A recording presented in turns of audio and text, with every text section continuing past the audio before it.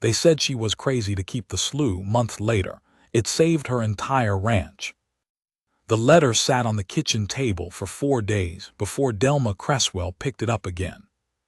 She already knew what it said. She had read it the morning it arrived, standing at the counter with her coffee going cold beside her, and she had understood every word of it.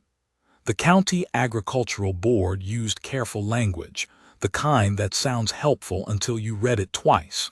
They recommended she drain the slough at the back of her property.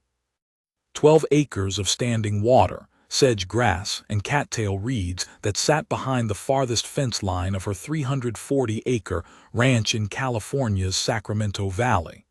Unproductive wetland, they called it, a resource liability, a missed opportunity for grazing expansion. She folded the letter, put it in the kitchen drawer beneath the phone charger and the expired coupons, and the rubber band she kept meaning to throw away, and she went outside to feed her cattle. She did not drain the slough. The county board was not the first. Her son-in-law, Greg, had been making the argument for 2 years. He was a reasonable man who worked in equipment financing and understood numbers in a way that Delma respected, even when she disagreed with him. He had sat at her kitchen table one Sunday in early spring with a printed spreadsheet and shown her, clearly and without condescension, how converting those 12 acres to pasture could support another 18 to 20 head of cattle per season. He had used words like yield optimization and carrying capacity and asset utilization. Delma had listened to the whole presentation. She had refilled his coffee twice. At the end, she thanked him for his time and told him she would think about it. She thought about it the way a person thinks about something they have already decided. Her neighbor Dale Whitmore had drained his own wetland patch the previous autumn. 11 acres on the eastern edge of his property, a shallow marsh that had been there since before either of them was born.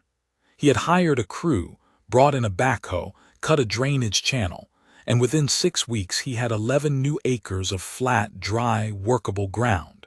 He had been proud of it. He showed Delma the results himself, walking her to the fence line one October afternoon, gesturing at the bare earth with the satisfaction of a man who had solved a problem. 3 weeks later, his well dropped 4 feet. Dale did not connect these two events. Delma did not tell him to. She noted it the way she noted most things on the land, quietly, without announcement, filing it somewhere behind her eyes where she kept everything that could not be put on a spreadsheet. The drought had been working on the valley for 3 years by then, not the dramatic kind that made national news, but the slow grinding kind that wore people down season by season. The grass came up thinner each spring. The creeks ran lower each summer. Ranchers who had been running cattle on the same land for generations were making calculations they had never expected to make. Some were selling portions of their herds. Some were fallowing fields that had never gone unplanted in living memory.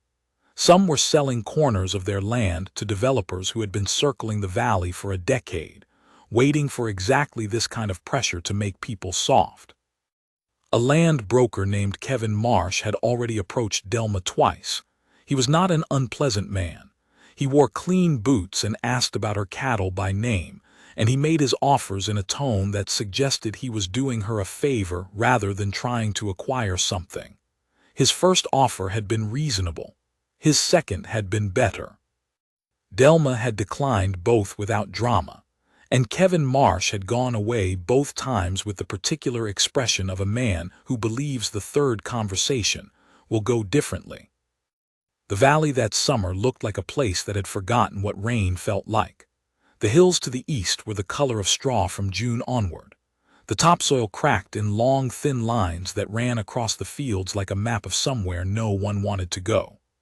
Delma's grass burned off by mid-July, earlier than any year she could remember, and she watched her cattle work harder each week for less feed, their ribs beginning to show in a way that kept her awake at night.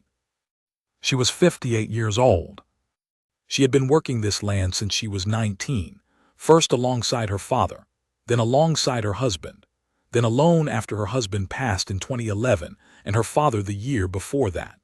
She had survived 2 floods, One brush fire that came close enough to the barn to blister the paint on the south wall, a cattle market collapse that had nearly finished her in 2008, and a hailstorm in 2015 that destroyed her entire hay supply 3 weeks before winter. She was not a woman who frightened easily, and she was not a woman who made decisions because other people were uncomfortable with her stubbornness. But she was also not a woman who could explain herself easily, and this was the part that frustrated Greg and Dale and the county board and Kevin Marsh, though none of them knew they shared the same frustration. She could not explain why she kept the slough in the language they wanted her to use. She could not put it on a spreadsheet. She could not cite a study or reference a policy document or produce a map with color-coded projections. What she had was older than any of that. It was the memory of her father walking her to the slough's edge when she was 7 years old and showing her how the ground near it stayed softer longer into the dry months. It was the way the cattle had always moved toward that corner of the property during heat events, without being directed, without being led. It was 40 years of watching the land behave, and the accumulated weight of all that watching had become something she trusted more than any letter from any board. The slough itself was not much to look at if you did not know how to look. It was a shallow, irregular body of water that expanded and contracted with the seasons, surrounded by dense stands of cattails and sedge grass that grew so thick you could not see more than a few feet into them from the fence line. Red-winged blackbirds nested in the reeds from April through August. Great egrets stood in the shallows in the early mornings, still as fence posts, watching for movement beneath the surface. In wet years the water spread to nearly 15 acres. In dry years it pulled back to a dark, reed-choked center that most people would have looked at and called a swamp. In the driest summer in recent memory, it did not disappear. That was the thing Delma noticed in July when Dale's fields had cracked to hardpan and her own front pastures had gone to dust. She walked to the back fence line one evening after the day's work was done, and she stood at the edge of the slough and looked at it. The water level was low, lower than she had seen it, but it was there. The cattails were still green. The mud at the water line was still soft. A pair of egrets stood in the shallows as they always had, unbothered by the season outside the reeds. She stood there for a long time without saying anything, because there was no one to say anything to. When she walked back to the house, Greg called. He wanted to know if she had responded to the county board's letter. She told him she had decided not to drain the slough. There was a silence on the line that said everything he was choosing not to say. She thanked him for checking in and ended the call, and she made dinner, and she went to bed, and she slept the way people sleep when they have made a decision they are not afraid of. The county board, for its part, was not finished. A follow-up letter arrived in August, gentler in tone but clearer in implication. The board was concerned about mosquito breeding grounds. They were concerned about unused agricultural potential. They had data, they said, showing that wetland drainage combined with proper soil remediation had increased neighboring property yields by meaningful percentages. They offered to connect her with a drainage contractor who had done good work in the area. Delma put this letter in the same drawer as the first one. Her daughter, Pauline, drove out from Sacramento in late August to spend a weekend and check on her. Pauline was careful in the way that adult children are careful with aging parents who refuse to be helped. She did not bring up the slough directly. She asked how the herd was doing and whether the pastures were holding, and whether Delma had thought about hiring seasonal help. They ate dinner on the porch in the long, hot evening, watching the light go flat over the dry hills, and Pauline said, carefully, that Greg was worried. Delma said Greg worried about the right things in the wrong order. Pauline looked at her for a moment and then laughed, which was not the response she had prepared, and after that the weekend went well. What none of them knew, because Delma had not told them and did not yet have the words that would make them understand, was that she had been watching the cattle for weeks with a specific attention she had not named even to herself. Every morning before the heat arrived, the The herd moved without prompting toward the eastern fence line. They grazed the dry grass in the front pastures the way they always had, but in the early hours they drifted, always, toward the back of the property, toward the corner where the air was slightly cooler, and the ground stayed slightly softer, and the smell of water reached across the fence line in a way that only animals and very patient people seemed to notice. She watched them do this every morning. She did not tell Greg. She did not tell Pauline. She did not write to the county board. She fed the cattle, checked the fence lines, tracked the water level in her well with a measuring tape. She dropped into the casing every Thursday morning, and she waited. 40 years of ranching had taught her that the land told you what it was doing if you were willing to listen without rushing it. She was willing. She had always been willing. The summer moved through its last weeks with the slow, exhausting intensity of a drought summer. The nights brought no relief. The mornings came up hot. The hills stayed the color of old paper. Kevin Marsh called in September to ask if she had reconsidered. She told him she had not. He said he understood, which meant he did not, and they ended the call politely. The slough sat behind the fence line, dark and quiet and alive, holding its water the way it had held it through every dry season before this one, doing its slow, unannounced work in the soil beneath the ground, where no county board could measure it and no spreadsheet could see it. Delma Cresswell knew it was there. That was enough for now. The heat that arrived in October that year was not the ordinary kind. In the Sacramento Valley, October was usually the month when the punishing weight of summer began to lift, when the mornings came up cool enough to remind you that the world still turned toward winter. It was the month when ranchers caught their breath, when the land seemed to exhale after holding itself rigid through the dry months, when Delma Cresswell would walk the fence lines in the early light with her coffee and feel something loosen in her chest that had been tight since June. That October, none of that happened. The temperature held at 94 degrees through the first 2 weeks of the month. The sky was a flat, bleached white that had stopped looking like sky and started looking like ceiling. Delma's well, which she measured every Thursday morning with the same fiberglass tape she had been using for 15 years, dropped another 8 inches in a single week. She recorded the number in the small green notebook she kept on the kitchen windowsill and looked at it for a moment, and then closed the notebook and went outside. Her herd was down to 63 head by then. She had sold 12 in September, not because she wanted to, but because the math had made the decision for her. Feed costs had risen.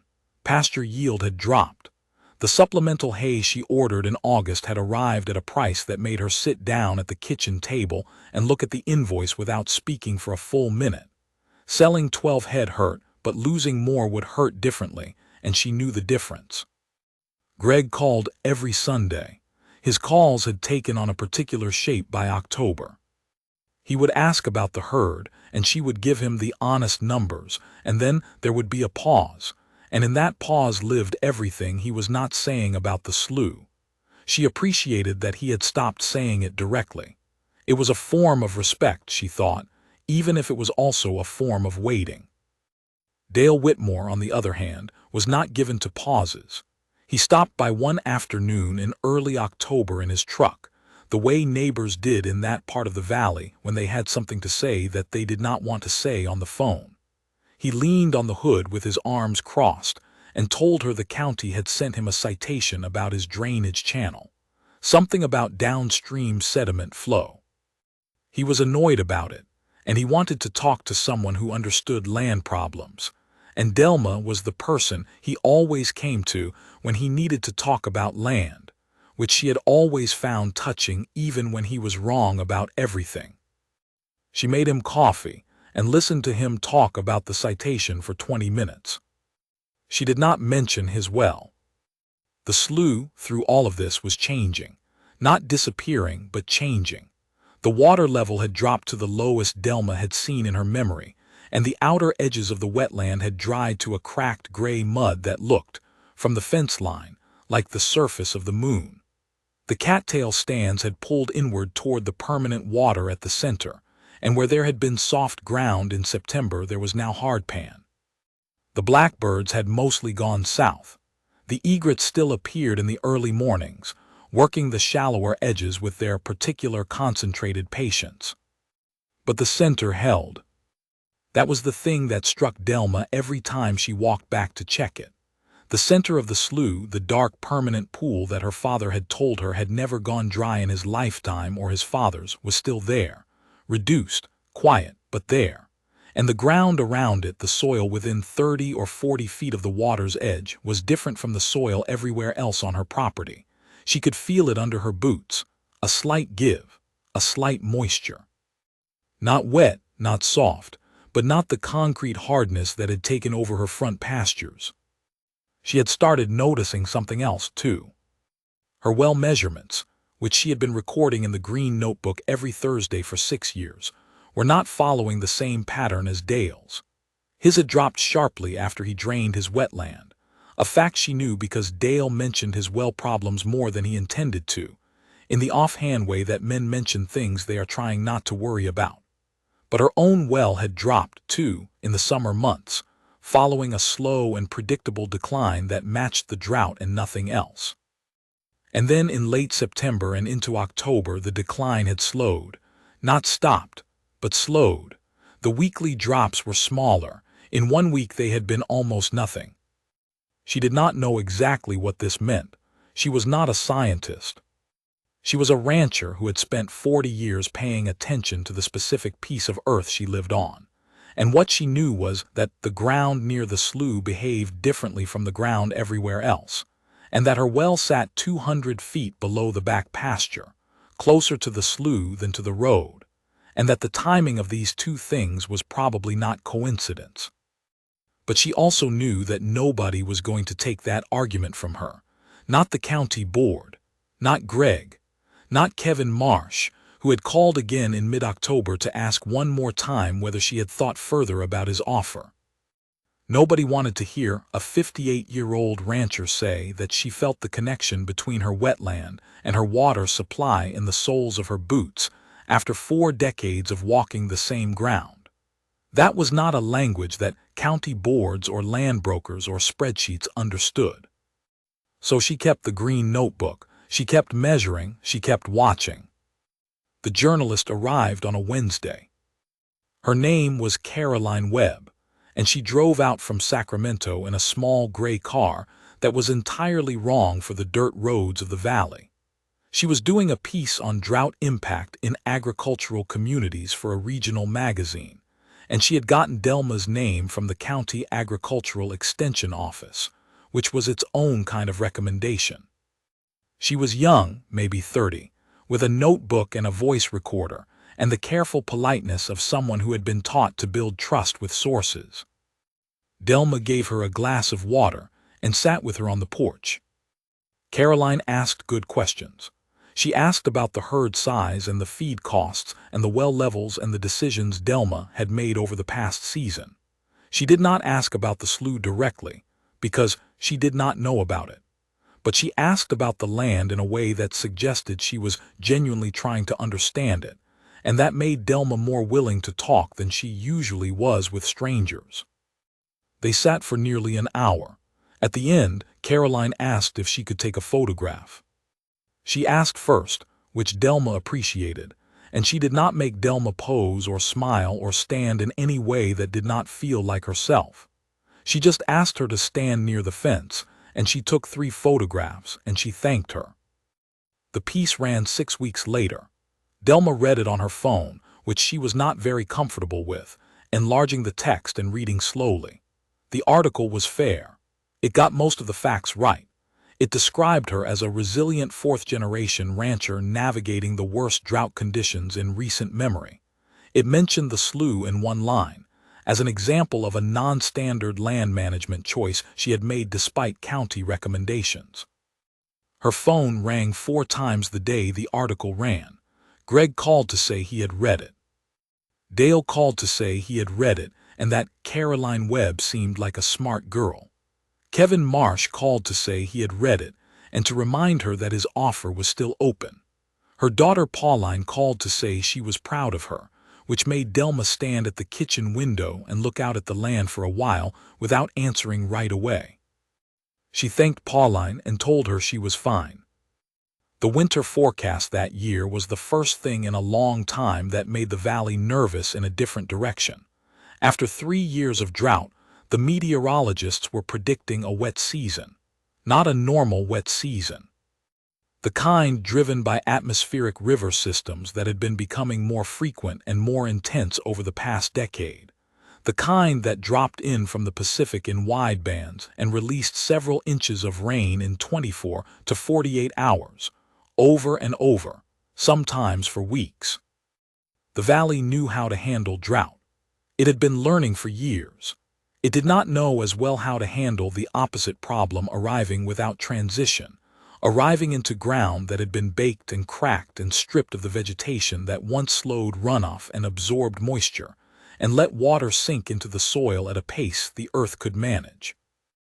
Dale Whitmore began sandbagging his lower barn in November. Delma watched him do it from her side of the fence line one afternoon and did not say anything. She was thinking about the slough. She was thinking about the 12 acres at the back of her property that the county board had called unproductive, that Greg had called a missed opportunity, that Kevin Marsh had circled like a question he kept asking in different ways. She was thinking about the way water moved through soil, the way wetlands caught what fell from the sky and held it and released it slowly, the way the root systems of sedge and cattail reached down into the earth and opened channels that let water move underground rather than across the surface in a rush that took everything in its path. She was not a hydrologist. She did not have the vocabulary of a hydrologist. But she had watched water move across her land for 40 years, and she knew what the slough did in a heavy rain year. She had seen it. She knew the way the back pastures flooded shallowly and drained in a matter of days, how the water that gathered near the slough's edge pulled down into the ground rather than running south toward Dale's property or west toward the road. She also knew what her land looked like without it. She walked to the back fence line in late November, on one of the few clear afternoons before the rains began, and she stood at the edge of the slough and she looked at it. The winter rains had already started to fill it back. The cattails were still brown from the summer, but they were standing. The mud at the water line was soft again. A single egret stood in the shallows at the far end, absolutely still, watching. Delma stood there for a long time. She thought about her father. She thought about the way he had walked this same fence line on evenings when she was small, his hand on the top rail, his eyes moving across the water with an expression she had not understood as a child but understood now. He had not been admiring it. He had been reading it, the way you read something you depend on. She walked back to the house as the light went gold and flat across the fields, and she started dinner, and the rains came 2 days later. They came the way the forecast had said they would, not gently. In long, heavy curtains that moved across the valley in waves, pausing for half a day and then returning, dropping 2 inches, then 3, then 2 more. The ground, after 3 dry years, did not know what to do with that much water that fast. The dried topsoil shed it instead of absorbing it. Creeks that had been near empty for months filled in hours. The network of drainage ditches that ran through the valley, engineered for normal rainfall patterns, ran at capacity within the first 48 hours. The valley flooded in pieces, field by field, as each piece of ground gave up trying to absorb what was falling on it. Delma watched the water rise in her front pastures and did not move her cattle yet, because she had done this before and she knew the timing. She watched the slough in the back expand from its winter level outward into the surrounding soil, spreading slowly the way water spreads when the ground is willing to take it. She watched the pastures adjacent to the slough flood shallowly and then begin to drain, the water pulling down into the earth the way it always had in that corner, following the paths that 40 years of wetland root systems had opened in the soil. She moved her cattle to the high ground near the barn on the 3rd day, when the front pastures were holding 6 inches of standing water. She lost no cattle. She lost no fences. She lost no structures. Dale Whitmore lost a barn. The rain came in 4 separate events between December and February, and each one was heavier than the last. By the time the third atmospheric river moved through in January, the Sacramento Valley had received twice its average annual rainfall in less than 8 weeks. The landscape that had looked like cracked ceramic in September looked like a system of shallow lakes by midwinter, and the people who lived in it were making decisions in real time that they had never had to make before, because nothing in recent memory had prepared them for water coming this hard after years of almost none. Delma Cresswell had been awake since 4 in the morning. She stood at the back window of her kitchen with her coffee and watched the second day of the third rain event work across her land. The front pastures were underwater again, maybe 8 inches deep across the flat ground near the road, and the water was moving in a slow sheet toward the east. She had moved the cattle 2 days earlier, all 63 of them, up to the high ground behind the barn where the grade rose about 1.5 feet above the flat pasture level. They stood in the wet, crowded and unhappy, but they were dry enough and they were safe. What she was watching was the back fence line. The slough was fully expanded now, far beyond its summer dimensions, spreading outward in a wide, dark pool that covered the back acres and reached the fence wire in places. But the water was not running. It was sitting and sinking and holding. The ground around the slough's perimeter, softened by 40 years of deep root systems and seasonal flooding, was pulling the water down into the soil the way a sponge pulls liquid. The back pastures nearest the slough were underwater too, but the depth was decreasing as she watched, inch by inch, hour by hour, the water disappearing into the earth rather than accumulating. The creek that ran along the southern boundary of her property, a seasonal waterway that was nearly dry in the summer months, was running hard, but it was running within its banks. The banks were higher and more stable on her side of the property line, held together by the root systems of the native grasses and the willows she had never cleared, because her father had told her to never clear them, and she had found no reason to disagree. On Dale Whitmore's side, the bank had failed. She could see it from the fence line, even in the rain. The section of creek that ran along the corner of his property, the corner nearest where he had drained his wetland the previous autumn, had cut through the bank in the night and spread across his lower field in a wide brown surge. His lower barn sat in that field.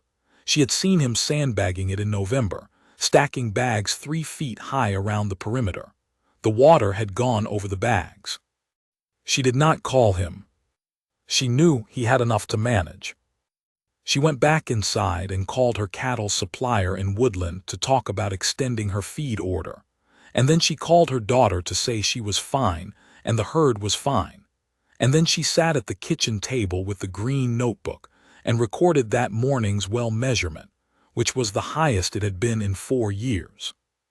She looked at that number for a moment. She wrote nothing next to it, she just looked at it. The knock at her door came on a morning in early February, 3 weeks into the long rain season.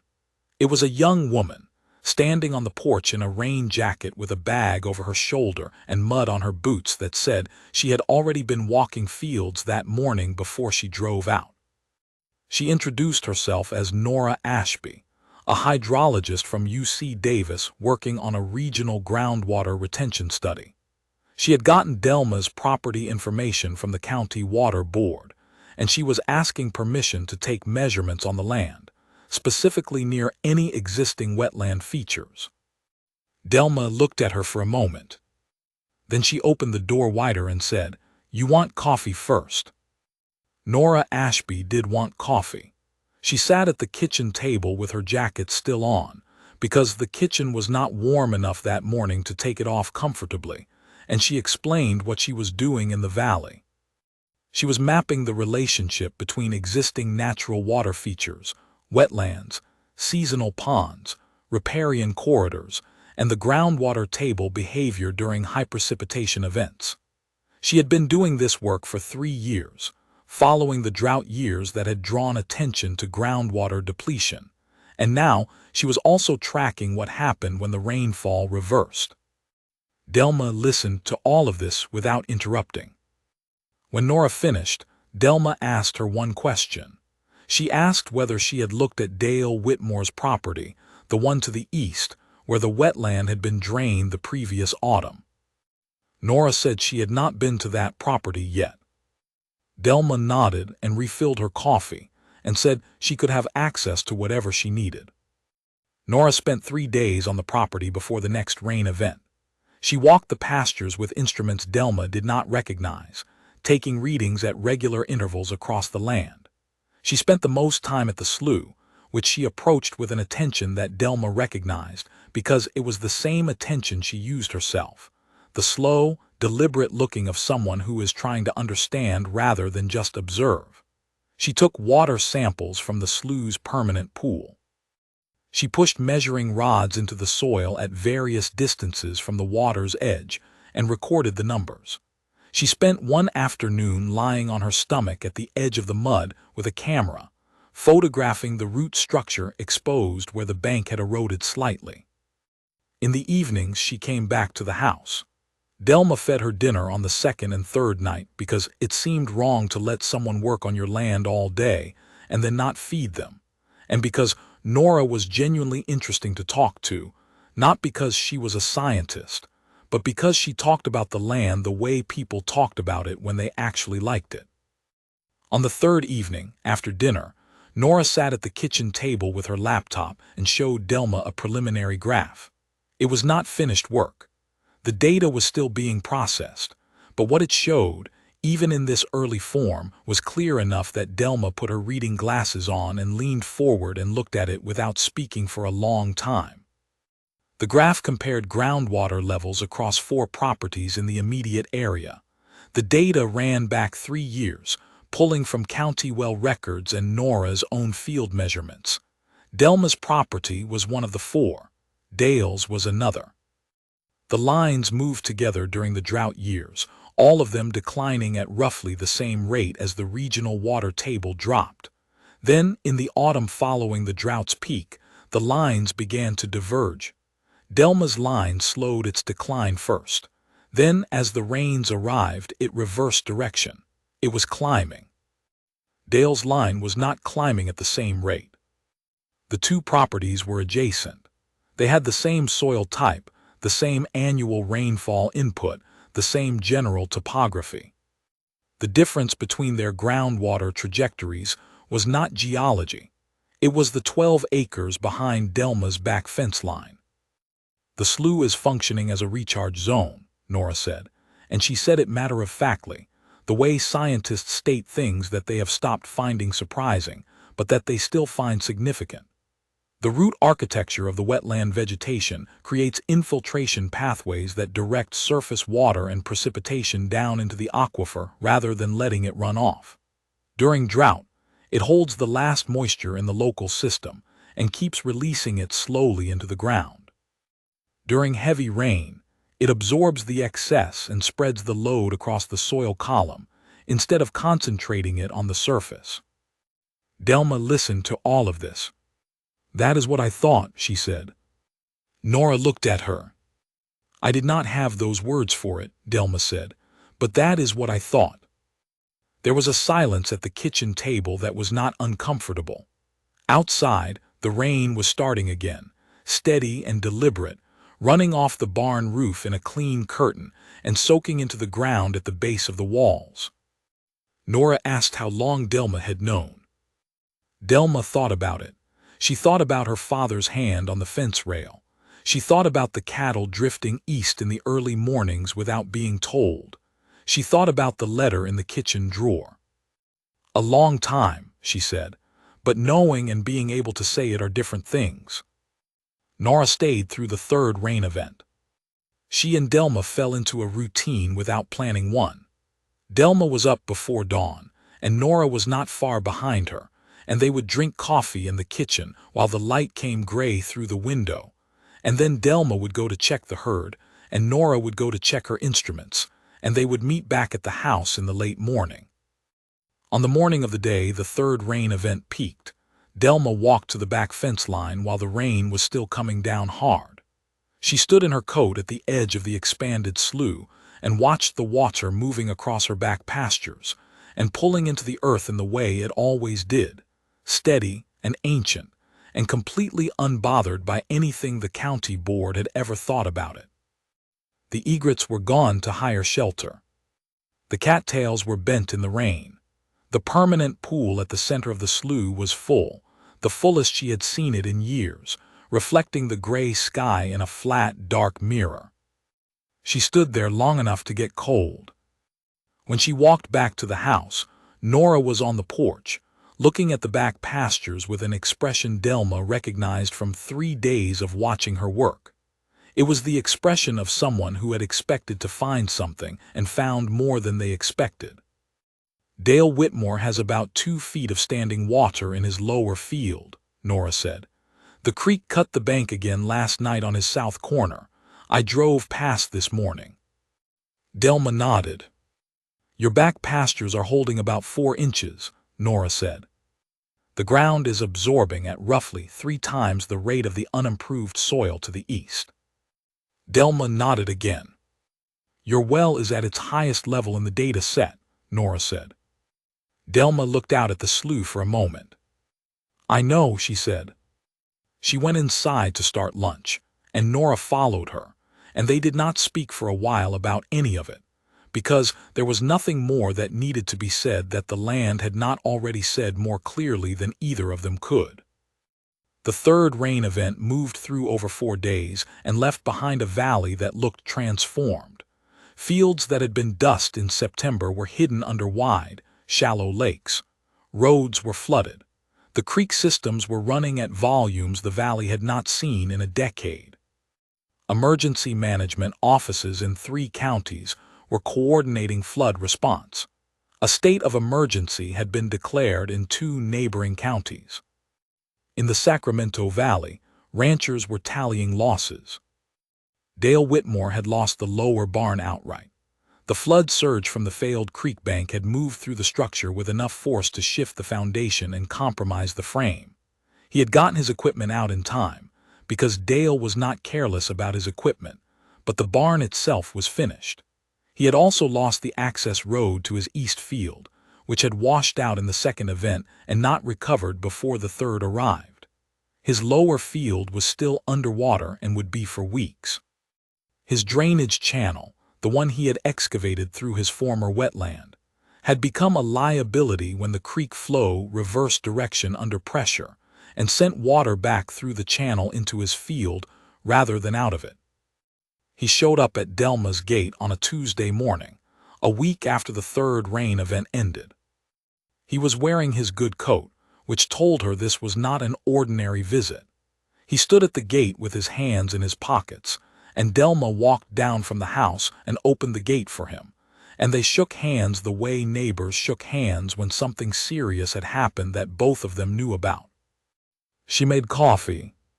They sat at the kitchen table, and Dale put both hands around his mug and looked out the window at the back pastures, which were already draining visibly, the water retreating toward the slough's edge, the green of the surviving grass coming up through the mud. You did not flood back there, he said. Not in the way you mean, she said. It flooded, but it came down.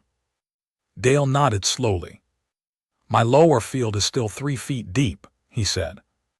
She did not say anything. She refilled his coffee. The drainage channel, he said, and then he stopped. He looked at the table for a moment. I thought it was the smart thing to do. I know you did, she said. It made sense on paper. A lot of things make sense on paper. He was quiet again. Outside, a group of her cattle had moved down from the high ground behind the barn and were beginning to spread back into the front pasture, testing the ground, finding it soft but solid. That slough of yours, Dale said finally. Yes, she said. That is what made the difference. It was not a question. He had been a farmer long enough to read land, and he had been standing at various fence lines long enough to see the difference between what had happened on her property and what had happened on his. He did not need her to explain the mechanism. He just needed to say it out loud to someone who would not argue with him about it. "My father kept it," Delma said. "His father kept it before him." Dale looked at her. "Did they know?" he said. "I think they knew the way you know things when you have been watching the same ground long enough," she said. "Not the science of it, just that it worked." He nodded. He drank his coffee. He looked out at the pastures for a while without speaking. Then he said, "I don't suppose you would be willing to walk that fence line with me sometime." "I would," she said. "And just let me look at it." "Yes," she said. He left an hour later, and Delma stood at the gate and watched his truck go back down the dirt road to the main road. And then she walked to the barn to check on the cattle. And then she walked the fence lines the way she walked them every day, checking for damage, checking for soft spots, checking that everything was where it was supposed to be. The slough at the back was full and quiet, the water dark and still now that the rains had paused. The cattails were battered from the weeks of weather but standing. A single egret had returned and was working the shallows at the far edge, moving with the unhurried precision of something that had been doing this for a very long time. Delma stood at the fence rail and watched it. She was thinking about Nora Ashby and the graph on the laptop. She was thinking about Dale's barn. She was thinking about the green notebook on the kitchen windowsill and the numbers that had been climbing for weeks, and the letter that was still in the kitchen drawer with the rubber band and the expired coupons. She was thinking about her father. She stayed until the light started to go, and then she walked back to the house, and she pulled the county board's letter out of the drawer, and she read it one more time, standing at the counter in the kitchen in the failing afternoon light. Then she put it back. There would be time for that later. Right now the land was draining, and the cattle were moving, and the slough was full, and everything that was supposed to be standing was still standing. That was enough for tonight. The full report landed in Delma Cresswell's email inbox on a Friday morning in late March, 3 months after Nora Ashby had first shown up muddy at her door with a bag full of instruments and a question about wetland features. Delma read it at the kitchen table over 2 cups of coffee, using her reading glasses and going slowly, pausing at the sections that used technical language to make sure she understood what was being said before she moved on. She was not the kind of person who let words she did not know pass without stopping for them. The report was 42 pages. The core findings took up about 8 of them.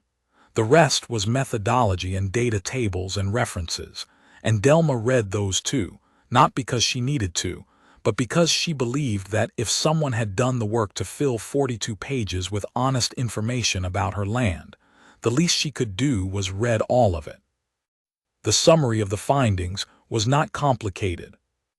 Nora had written it clearly, in language that could be understood by people who were not scientists, because she had told Delma at the kitchen table one evening that the point of doing the research was to make the research useful, and research that only scientists could read was only half useful. The slough on Delma's property functioned as an active groundwater recharge zone for the local aquifer.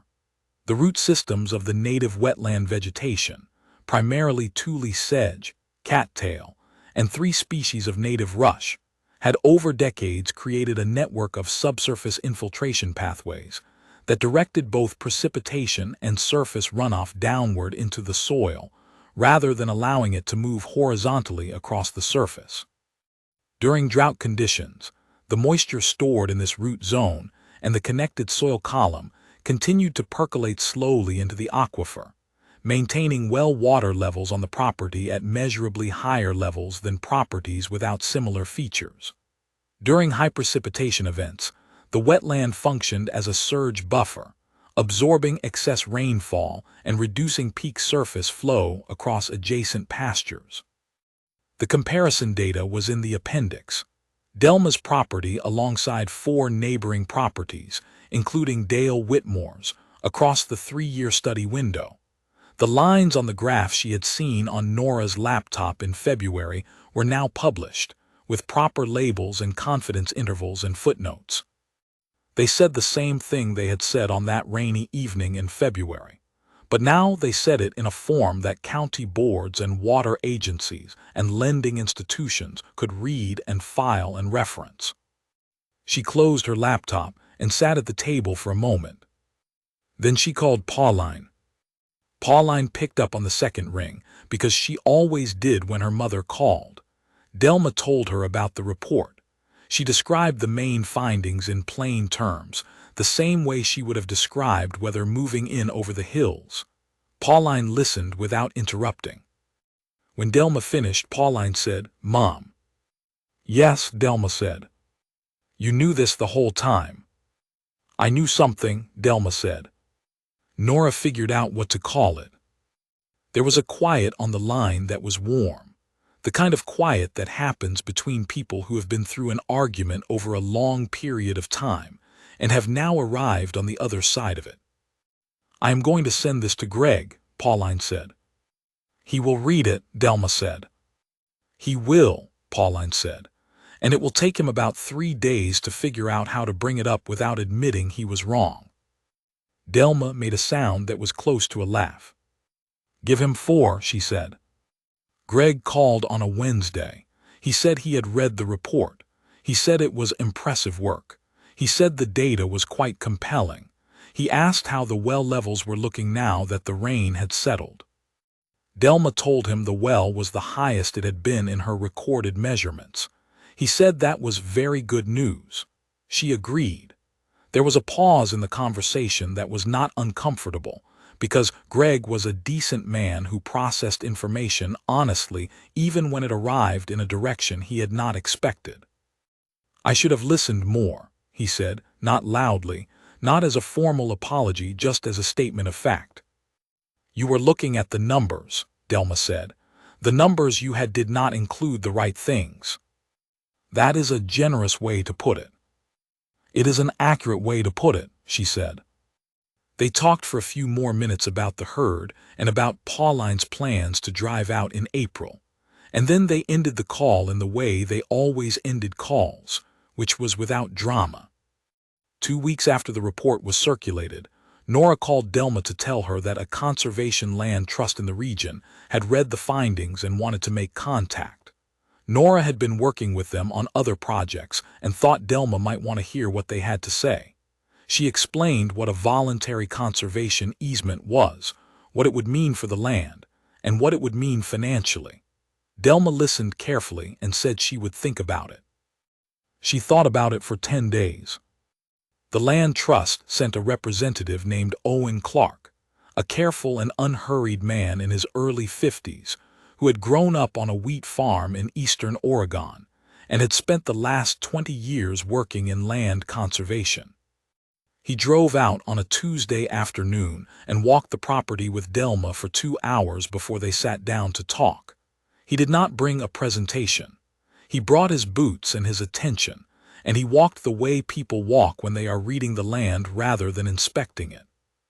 At the slough's edge, he stood for a long time without speaking. "How old is this?" he said. "Older than I am," Delma said. "Older than my father was." Owen nodded. They walked back to the house and sat on the porch, and he explained the easement clearly and completely. The slough and its surrounding buffer acres would be permanently protected from drainage, clearing, or development. The arrangement would be voluntary, and she would retain ownership of the land and full operational control of the ranch.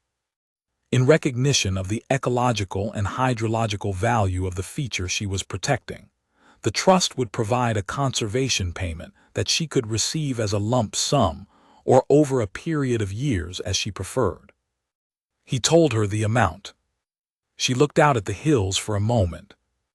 "That is a fair number," she said. "It is based on the research," Owen said. "The Ashby report changed how the trust evaluates wetland features in this region. 12 acres of functioning recharge zone at this level of integrity is not something we encounter very often. Most of them have already been drained." Delma was quiet for a moment. "My neighbor drained his last autumn," she said. "I know," Owen said. "We looked at his property too." Without the wetland, the hydrology is not there. She thought about Dale's barn. She thought about the creek bank and the 3 feet of standing water and the conversation at the kitchen table with both hands around the coffee mug. She signed the easement on a Thursday afternoon at the kitchen table with Owen Clark and a notary from the land trust. She did not make it into an occasion. She signed the papers, shook Owen's hand, thanked the notary, and made coffee. By the time they left, it was late afternoon, and she went out to do the evening feeding, and the day ended the way days ended on a working ranch, in motion, in tiredness, in the ordinary passage of necessary things. Kevin Marsh called the following week. She recognized the number and let it go to voicemail. He left a message saying he had seen the Ashby report in a regional water resources newsletter and that it had given him a different perspective, and he was wondering if she might be open to a conversation. His tone was different from any of his previous calls. Less certain. She listened to the message twice and then deleted it. She did not call back. In April, Caroline Webb drove out from Sacramento again.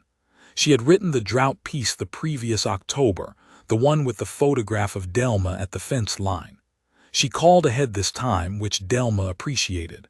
She said she wanted to write a follow-up piece, a longer one, for a different publication. She said the story of what had happened on the ranch through the winter, combined with the Ashby report, was a story she thought people needed to read. Delma said she could come on a Saturday. Caroline arrived at 9 in the morning, and they sat on the porch until noon, talking about the drought and the rains and the slough and the letter from the county board and Dale's barn and the easement and the green notebook and the egrets.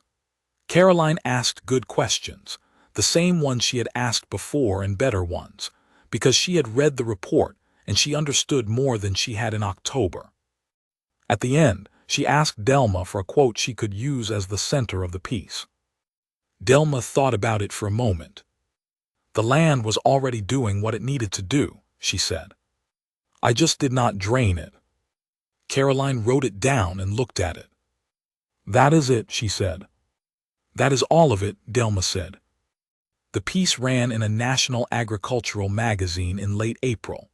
It was longer than the first one, several thousand words with photographs, including the original photograph from October and new ones from the spring, the slough full and green, the cattle back in the pastures, the well measurement from the green notebook photographed on the kitchen windowsill. It named the Ashby report. It described the comparison data with Dale's property without naming Dale, because Delma had asked that his name not be used and Caroline had agreed. The piece traveled. People shared it in agricultural newsletters and water policy forums, and on the social media pages of farming and ranching organizations. Delma received emails, more than she had ever received about anything, from ranchers in California and Arizona and Texas and Oregon and places farther away, most of them asking the same question in different forms. She tried to answer the ones she could, typing slowly on her phone, one finger at a time, because nobody had ever needed her email address to move quickly before. Nora drove out in May to collect the last round of seasonal measurements and to check her instruments before pulling them from the field. She and Delma walked the whole property together, from the front gate to the back fence line, and Nora talked about what she was seeing in the data, and Delma talked about what she was seeing in the land. And these two things were close enough to the same thing that the conversation moved easily. At the slough's edge they stopped. The water was lower than it had been in February, the rains having eased through spring, but it was higher than it had been at any point in the drought years. The cattails were coming back green from their battered winter state, new growth pushing up through the bent and broken old stalks. The sedge along the water line was thick. A pair of red-winged blackbirds were back in the reeds, making the flat, buzzing sound they made when they were establishing territory, insistent and cheerful. 3 egrets stood in the shallows at the far end. Delma watched them work the water, unhurried, precise, doing what they had always done in this place. The board updated their guidance, Nora said. The County Agricultural Board, their official recommendation on wetland features and active ranch management is different now. They pulled the drainage language. Delma looked out at the slough. "Did they call you about it?" Nora asked. "No," Delma said. "They called me," Nora said. "They asked me to review the new language before they published it." Delma made a sound that was almost a laugh. "Was the new language good?" she said. "It was much better," Nora said. They stood at the fence for a while longer, watching the egrets and listening to the blackbirds, and letting the spring morning do what spring mornings in the valley did when the land had been given enough water to remember what it was supposed to look like. Her granddaughter Lucy was visiting that week, 9 years old, staying for the school holiday while Pauline handled things in Sacramento. Lucy had spent the first 2 days of the visit following Delma around the ranch the way she always had since she was small, watching everything without asking too many questions, which was a quality in a child that Delma valued above most others. On the day Nora left, Delma burned the dead grass clippings and old debris from the barn yard in the metal barrel she kept for that purpose, the way she did every spring to keep the yard clean before the dry months. She fed the clippings and dead stalks in slowly, and the smoke rose in a thin white column in the still morning air. She thought of the letter. She went to the kitchen and opened the drawer beneath the phone charger and the rubber band, and she took out both letters from the county board, folded together as she had left them, and she carried them back outside and set them in the barrel on top of the grass clippings and watched them catch. Lucy was sitting on the fence rail watching. "What was that paper?" she said. "A suggestion," Delma said. Lucy looked at the smoke. "What kind of suggestion?" "The kind that seemed important to the people who wrote it," Delma said, "but did not turn out to be." Lucy thought about this for a moment. "What did they want you to do?" Delma looked back toward the barn yard and past it, past the fence and the recovering pastures, at the dark line of cattails along the back of the property, green in the spring light, solid and ancient and quietly doing what they had always done. "They wanted me to drain the slough," she said. Lucy looked at the slough in the distance. "That would have been bad," she said. "Yes," Delma said, "it would have been." The fire in the barrel burned down to a clean gray ash. The smoke thinned and stopped.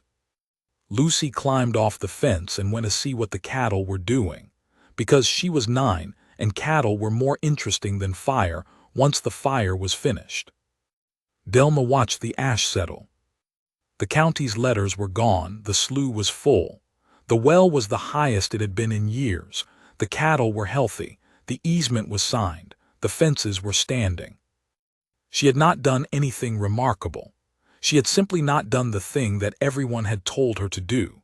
She had held the line on something she understood at a level that other people's spreadsheets could not reach, and the land had rewarded that patience in its own time, in its own way, slowly and then all at once. She picked up the metal lid of the burn barrel and set it in place. Then she went back to work. The spring moved through the valley the way it moved through the valley when it had been given enough water to come in properly. The hills turned green, the real green, the deep saturated green that people forgot about during drought years and then saw again, and felt something ease in their chests that they had not realized was tight. The pastures came back thicker than they had been in 4 years. The cattle gained weight steadily, the hollows behind their shoulders filling back in, their coats coming in with the particular shine that told Delma they were eating right. She ordered more stock.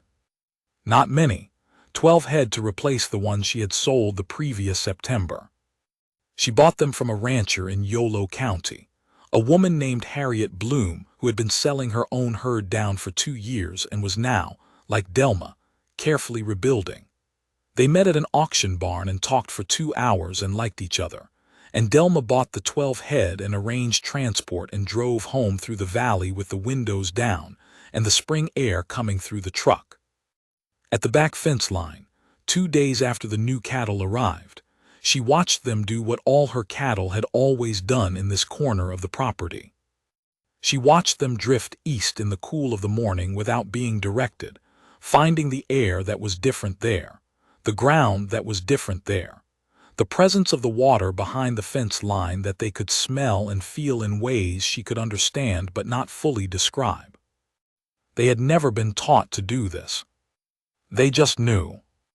She leaned on the fence rail and watched them, the new ones finding the same positions the old ones had always found, and the spring light came across the pastures in the long, flat way it did in May, gold at the edges, and the slough behind the wire was green and dark, and alive with everything that had kept it alive through the hardest years. She stayed at the fence until the morning warmed enough to send the cattle back to the shade. Then she went inside and wrote the week's well measurement in the green notebook on the kitchen windowsill. It was the highest number she had ever recorded. She closed the notebook. Outside, the ranch was working.